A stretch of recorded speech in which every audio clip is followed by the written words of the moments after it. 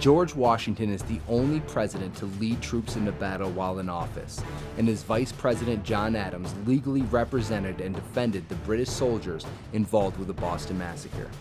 John Adams was also our second president and the only founding father who didn't own any slaves.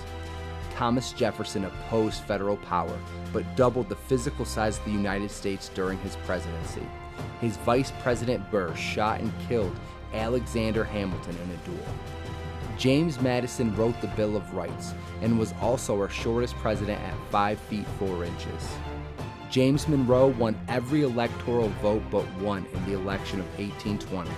It is said they didn't make it unanimous because they wanted to keep George Washington as the only person to win 100% of the vote. John Quincy Adams, the son of the second president, John Adams, was sworn into the presidency with his hand on the Book of Constitutional Law, not the Bible. His vice president, John Calhoun, who was also Andrew Jackson's vice president, led the framework that would become the Confederate ideology in the Civil War. Andrew Jackson made his money in the cotton business. His plantation had over 150 slaves when he was elected president. Once revered as the second coming of George Washington, Jackson's harsh policy on Native Americans, slavery, and a complete wartime persona has made him extremely controversial figure in American history. Martin Van Buren was the first president born a United States citizen. William Henry Harrison won 80% of the popular vote in the election of 1840.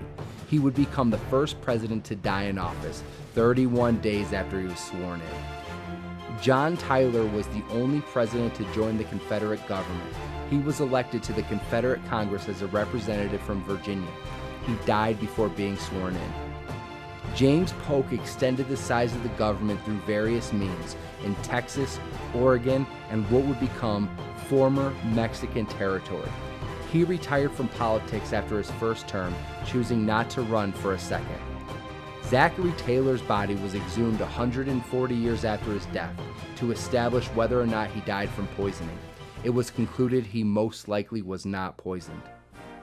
Millard Fillmore's strict enforcement of the Fugitive Slave Act made a second term for him next to impossible.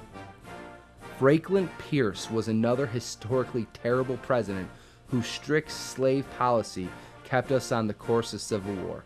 His vice president, William King, has been reported to have been President James Buchanan's lover and companion. They lived together for 13 years.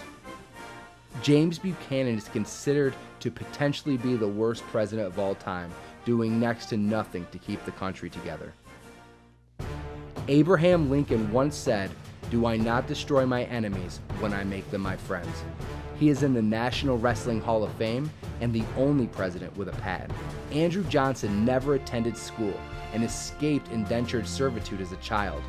As the president, he signed the Purchase of Alaska, acquiring Alaska from Russia.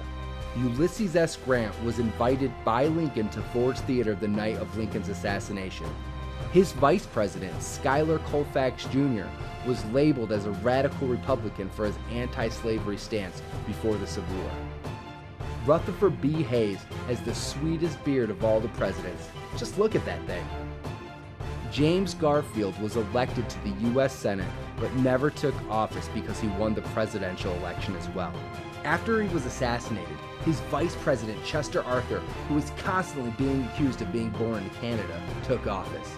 In Arthur's entire presidency, he never appointed a vice president. Grover Cleveland's first career was a teacher at the New York Institute for the Blind. Benjamin Harrison's father was a congressman.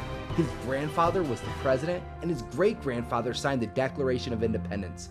His vice president accepted the Statue of Liberty on behalf of the United States when it was given to the U.S. from France. Plus, look at those dope chops. William McKinley carried a carnation around for good luck. On September 6, 1901, he greeted a line of people and gave his lucky carnation to a girl in the crowd. Seconds later, he was shot and killed. Theodore Roosevelt, who the teddy bear is named after, survived an assassination attempt. He went on to do a 90-minute speech with a bullet in his chest. William Howard Taft was heavyweight wrestling champion at Yale. Woodrow Wilson, who was the president during World War I, made the first ever live remote national radio broadcast. Warren Harding was a popular president until his death led to the exposure of massive corruption in his administration, known as the Teapot Dome scandal. Calvin Coolidge was once approached by a woman at a party who said she bet her friend she could get him to say 3 words. His response? You lose. Herbert Hoover's only elected position was the presidency. Franklin D. Roosevelt is the longest running president. He served from 1933 until 1945. Harry Truman survived an assassination attempt. He was also the individual who made the decision to drop the only 2 nuclear weapons in war.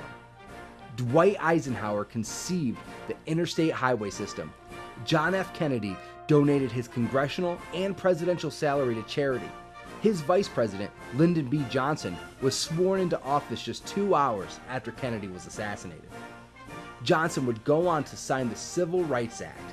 The act outlawed discrimination based off religion, sex, color, or nationality.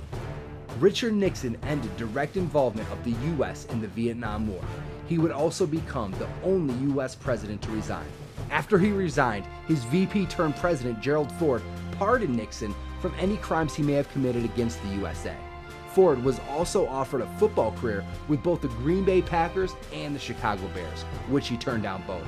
Ronald Reagan was featured in over 50 movies before he got into politics. His vice president George H.W. Bush finished his active military career with 58 missions flown.